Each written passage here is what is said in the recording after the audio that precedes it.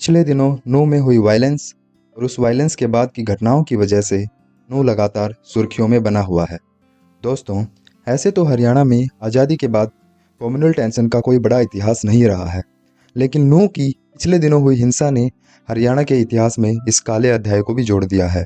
नू, जिसे पहले मेवात डिस्ट्रिक्ट के नाम से जाना जाता था, हरियाणा के दक्षिण में एक मुस्लिम बहुल डिस्ट्रिक्ट है। मेवात की हिंसा की आंच मेवात तक ही सीमित न रहकर उसके नज़दीक के डिस्ट्रिक्ट गुरुग्राम, पलवल, फरीदाबाद तक फैल गई थी। नू के बाहर इस हिंसा का सबसे ज़्यादा असर कहीं देखा गया तो वह मिलेनियम सिटी गुड़गांव में देखा गया। इस वीडियो में हम इस हिंसा का गुरुग्राम पर पड़े असर का एनालिसिस करेंगे और देखेंगे कि इस हिंसा का गुरुग्राम की बढ़ती इकोनॉमी, इसके कॉस्मोपॉलिटन कल्चर और इसकी इमेज पर क्या असर पड़ा और भविष्य में क्या असर पड़ेगा। तो आइए शुरू करते हैं आज के हमारे इस एनालिसिस को। गुरुग्राम।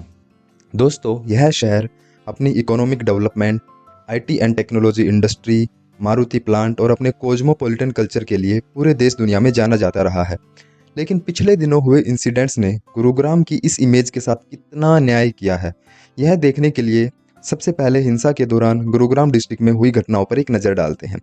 इससे पहले अगर आप नए हैं और इंफ्रा हरियाणा को सब्सक्राइब नहीं किया है तो इसे सब्सक्राइब करके बेल आइकन जरूर दबा लें, जिससे ऐसी वीडियोज़ लगातार आपको मिलती रहें। इंडिया टुडे में दीप्ति यादव और विदिशा शाह द्वारा लिखे गए लेख में गुरुग्राम में हुई घटनाओं का एक डिटेल्ड वर्णन है। उसके अनुसार, नंबर 1, बादशाहपुर की मेन मार्केट में 200 लोगों ने 14 दुकानों को, गुरुग्राम सेक्टर 66 में भीड़ ने कुल 7 स्टोर्स में आग लगा दी और इस आग लगाने से जो धुआं उत्पन्न हुआ उसको बादशाहपुर के आसपास पोस्ट सोसाइटीज की हाई राइज बिल्डिंग से साफ देखा जा सकता था।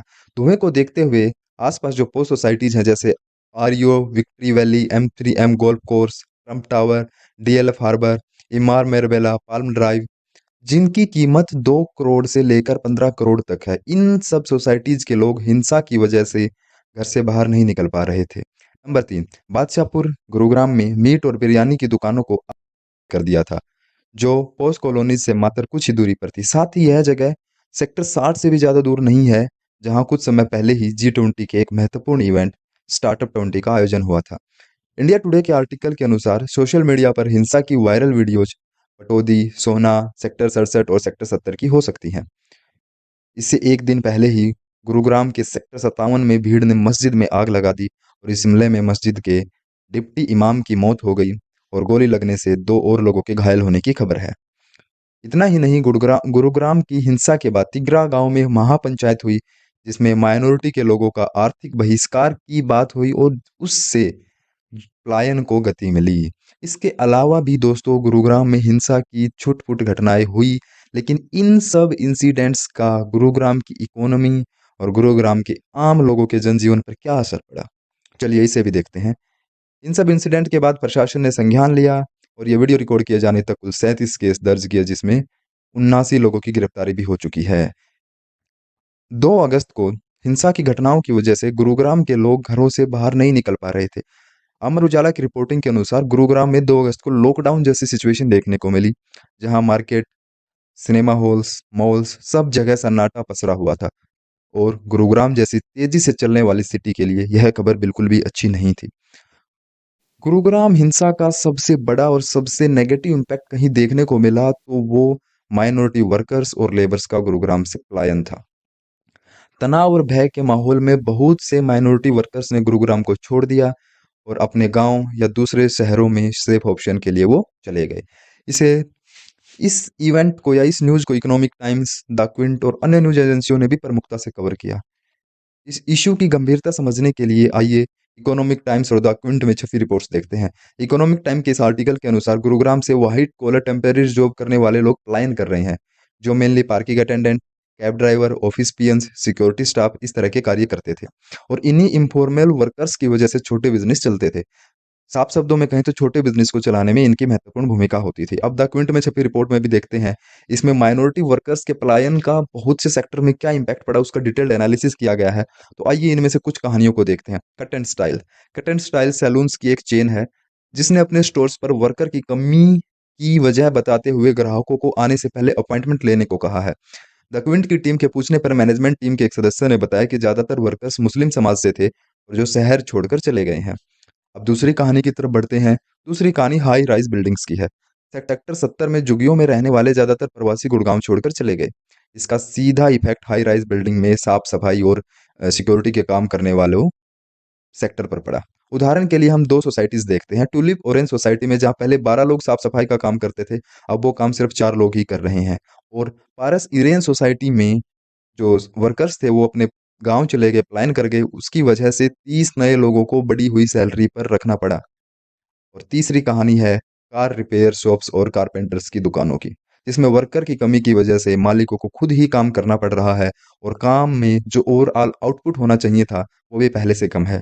ऐसी बहुत सी कहानियां हैं जो चीप लेबर जो गुरुग्राम में रहता था वो वहां से पलायन कर जाने की वजह से अनेक सेक्टर पर इफेक्ट पड़ा है। अब हम इसका चौथा पहलू देखते हैं। गुरुग्राम की हिंसा को इंटरनेशनल मीडिया ने भी बड़े जोर शोर से उठाया है, जिससे ग्लोबली गुरुग्राम की इमेज इम्पैक्ट हुई है। CNN, रियूटर्स, न्यूयॉर्क टाइम्स ने गुरुग्राम के बारे में आर्टिकल पब्लिश किए। तो फाइनली इतना तो क्लियर हो ही गया कि गुरुग्राम की यह हिंसा शहर की इकोनॉमी, लाइफस्टाइल और इमेज के लिए बिल्कुल भी सही नहीं है। और इस कंप्लीट एपिसोड का निचोड़ निकाले तो मोटा मोटा गुरुग्राम के कॉस्मोपॉलिटन कल्चर पर इफेक्ट पड़ा है। जहां अब तक गुरुग्राम में सभी राज्य, धर्म, भाषा और जाति के लोग शांति से रहते थे और अपना काम करते थे। लेकिन अब स्थिति थोड़ी-सी तो डगमगाई है। हालाँकि बहुत से शहरों ने ऐसी घटनाओं को पीछे छोड़ते हुए विकास और शांति की बुलंदियों को छुआ है। लेकिन गुरुग्राम में अभी भी यह घटनाएँ रुकने का नाम नहीं ले रही, छुट-पुट घटनाएँ जारी हैं। जैसे एनबीटी की पब्लिश रिपोर्ट में हिंसा के 9 दिन बाद भी पत्थरबाजी जैसी घटनाएँ चल रही हैं। दैनिक जागरण की एक और रिपोर्ट में हिंसा के 10 दिन बाद भी माइनॉरिटी के एक व्यक्ति के घर के बाहर खड़ी कार को जला दिया गया। हालाँकि पुलिस अभी इस मामले में जाँच कर रही है, लेकिन गुरुग्राम को इस एपिसोड से बाहर निकलना है। तो हिंसा की घटनाओं से आगे निकलकर विकास की ओर जाना होगा। दूसरा इम्पैक्ट पड़ा है गुरुग्राम के अवेलेबल चीप लेबर फोर्स पर। गुरुग्राम में चीप लेबर फोर्स था जिससे इंडस्ट्रीज बढ़ी। किसी भी इंडस्ट्री के डेवलपमेंट में सस्ती मजदूरी की अहम भूमिका होती है। हालांकि जो ये पलायन हुआ है गुरुग्राम में रिसेंटली, उसको रिवर्स किया जा सकता है अगर सिचुएशन सामान्य हो जाए, स्थिति सामान्य हो जाए और माइनॉरिटी वर्कर्स यहाँ पर सेफ फील करें, तो वो वापस से काम पर आएंगे और इस प्लान को रिवर्स किया जा सकता है। तीसरा इम्पैक्ट पड़ा है गुरुग्राम की इमेज पर। नेशनल और इंटरनेशनल मीडिया ने इस पूरे एपिसोड पर खूब लिखा है, जिससे गुरुग्राम की थोड़ी सी तो इंसल्ट हुई है, लेकिन बात इतनी भी नहीं बिगड़ी है जिसे सुधारा न जा सके। अब ये तो गुरुग्राम के लोगों पर डिपेंड करता है कि कैसे इस घटना को भूलकर आगे बढ़ना है, कैसे गुरुग्राम का कॉस्मोपॉलिटन कल्चर और ये एक नेगेटिव नैरेटिव या नेगेटिव इमेज जो हुई है, और कैसे चीप लेबर या माइनॉरिटी वर्कर्स यहाँ से चले गए, उसको बदलना है और अपने शहर को आगे बढ़ाना है। बाकी आपका इस पूरे इवेंट के बारे में क्या विचार है, हमें कमेंट में ज़रूर बताएं। Thank you.